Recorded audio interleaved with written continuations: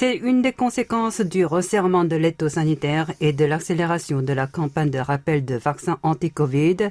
Le nombre de nouvelles contaminations et celui de cas graves sont en baisse. Ce mardi, la Cour du Sud comptabilise un total de 973 patients atteints de formes graves de la maladie. Pour la première fois en 2 semaines, le chiffre est tombé sous le seuil symbolique des 1000.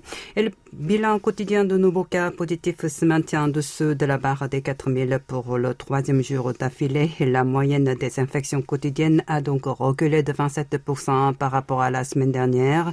La part des plus de 60 ans dans l'ensemble des malades poursuit elle aussi sa régression.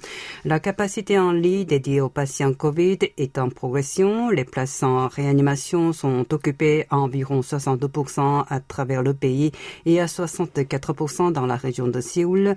Pourtant, le chiffre est inférieur à 50% pour la lit en soins continus et dans les établissements des maladies infectieuses.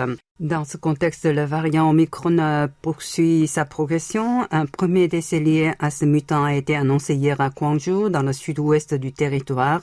Il s'agit d'une résidente nonagénaire d'un EHPAD. Les autorités de santé n'écartent pas la possibilité que le mutant soit majoritaire dans le pays à la fin du mois.